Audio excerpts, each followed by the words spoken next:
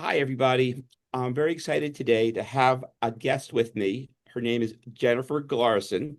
She is a functional and integrative physician's assistant with a practice in Rockville.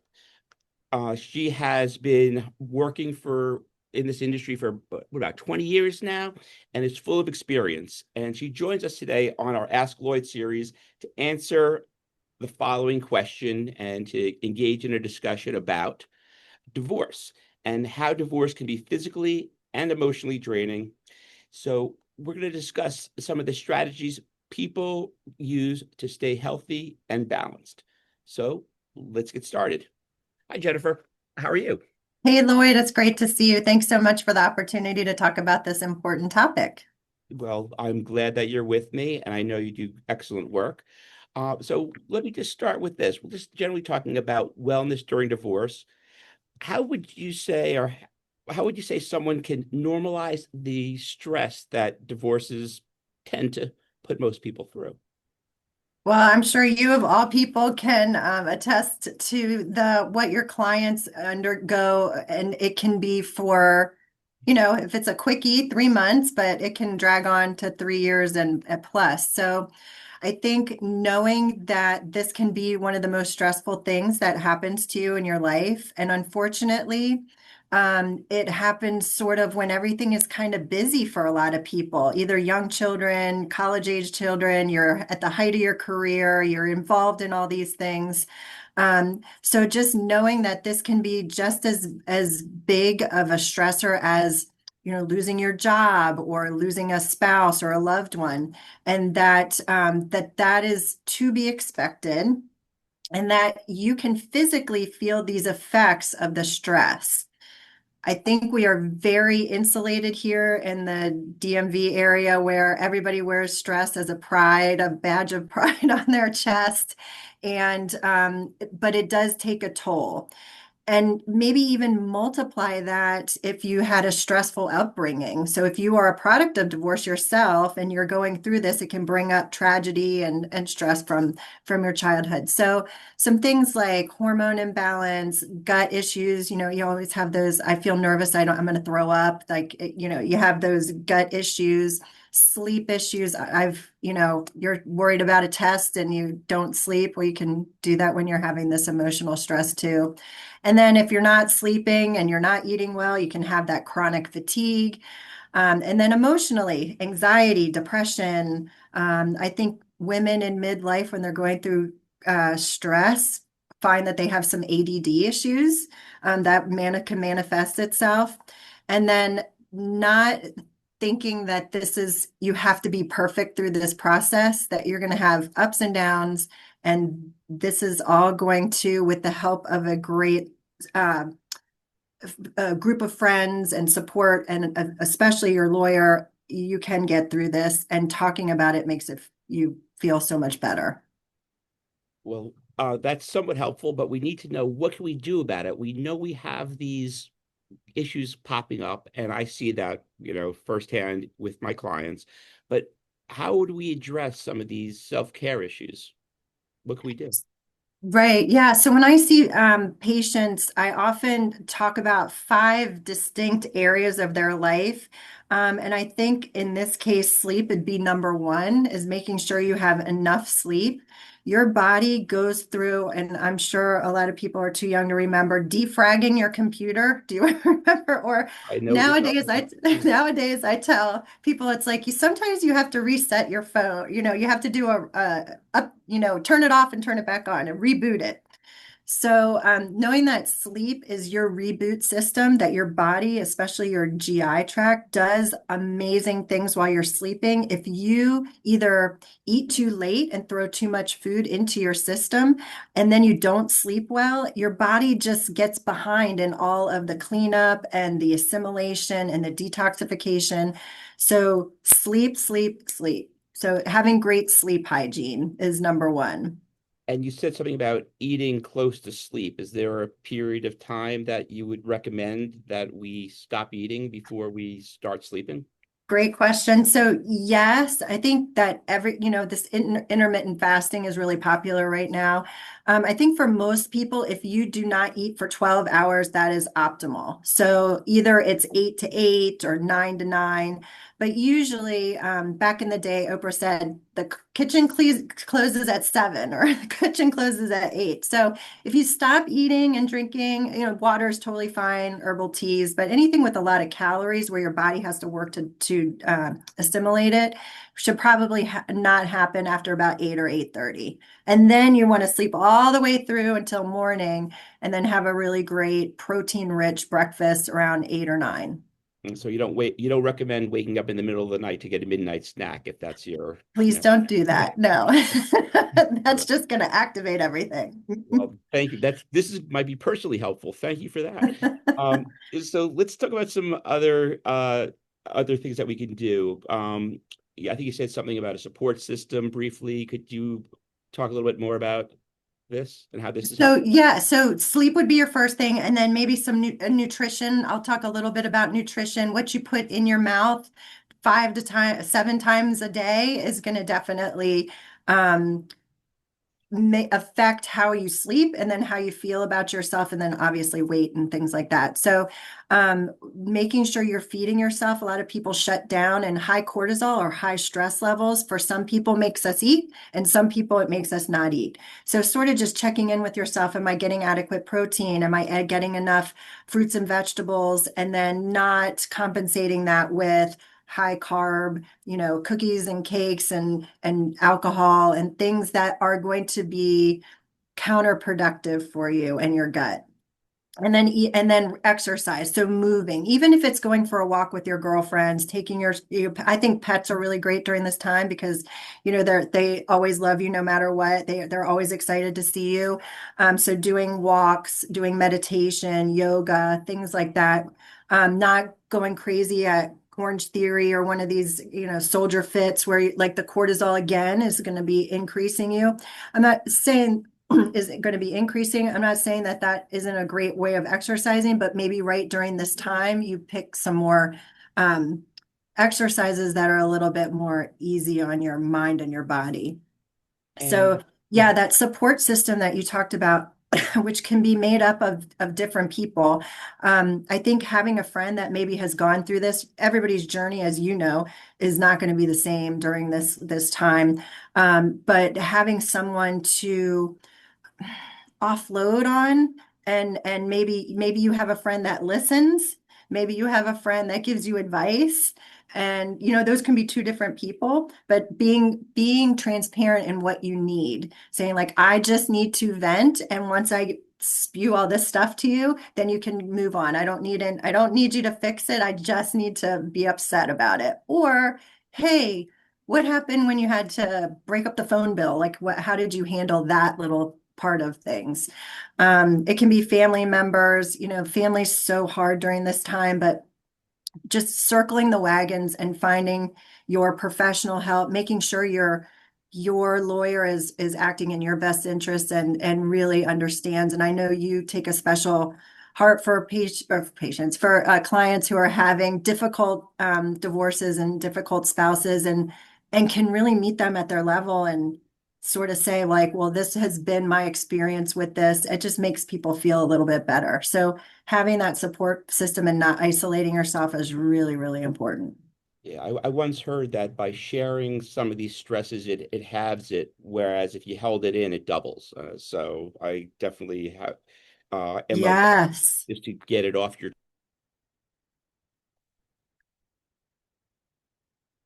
He froze a little bit. perhaps breathing exercises, meditation. What do you recommend with respect to those half an hour a day, or is there any just 5 minutes? What are we talking about? Okay, so you broke up a little bit there, so I'll just I think this is what you were asking about is like mind body practices. How can we get our bodies ready and how can we relax and lower that cortisol? So there's a couple of things, yes, like breathing, even box breathing, which is breathing in for 6 or 7 seconds, holding it for 5 seconds, and then breathing out for 6 or 7 seconds. It's sort of like a box. Even doing that, there are studies show that and it's in and of itself, doing that 5 minutes will go ahead and decrease your cortisol. A lot of times, in a lot of religions, we pray before we eat. And that sort of gets your mindset ready to like, I'm going to eat and I don't want to be stressed while I'm eating because you end up eating more. And then you're not being mindful. You want to chew your food. You want to just take a breath right before you eat. So meditation, journaling, a lot of people just writing it down can be similar to just like throwing up all over somebody and telling them everything. So journaling for some people can help. And then I love Reiki. I actually did a Reiki retreat last year, and I am toying with that. But that's basically some energy healing. There are some great community groups online, especially in this area here, that do things together, like women's yoga or even sound baths and goat yoga. Just going out to do something. Maybe this is a time you explore something a little bit outside your wheelhouse. And if you do have like a church community, having your women's group help you, or men's group, those are also can, and a lot of clergy in all religions do have some counseling background, so that's another resource too. So knowing that when you have a thought that is negative, your brain doesn't realize if it happened or not. So when you go through the litany of, well, what if this happened? What if this? What if this? What if this? It really, number one, it doesn't change anything. But number two, it makes your brain sort of have micro traumas, and you're rationing and noodling through things that may just never even happen. So getting a handle on that really helps that mind body Interesting. stuff too. Yeah, so how would you reframe that experience? Again, this people tend to ruminate. There are so many Uh, uncertainties. One of the main things I suppose behind all of this is just the fear, the uncertainty. What does the future hold for me? And I notice people sometimes get a dread. It'll never be as good. It'll never be as I'll never be happy again. I'll never fall in love. How do you reframe this whole experience? Do you have any advice on that? well, I am probably the worst person like to ask about, only because I come from a long line of warriors in my family. Oh, So, but for me, what I have found is, if I'm ruminating and stuff, is actually writing it down, mhm. and writing the questions that I'm ruminating about, writing it down before I go to bed, so that in my mind I know it's written down and I can deal with that tomorrow. I don't have to deal with that today.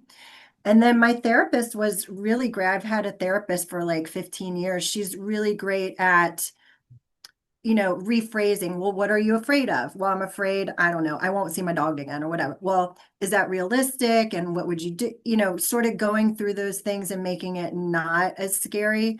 But just, I think writing it down or asking questions of you, like of your professional, and be like, I'm afraid I'm going to lose my house.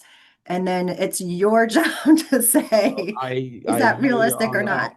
I hear you on that. But yes, I do tend to, you know, talk my clients off a ledge, so to speak. And Yes. people who are really upset about this, there is some imminent fear of like, oh my God, I'm going to be broke, or I'm going to never see my dog. Yeah, I mean, there's definitely, practical experience that would be very, I share with my clients.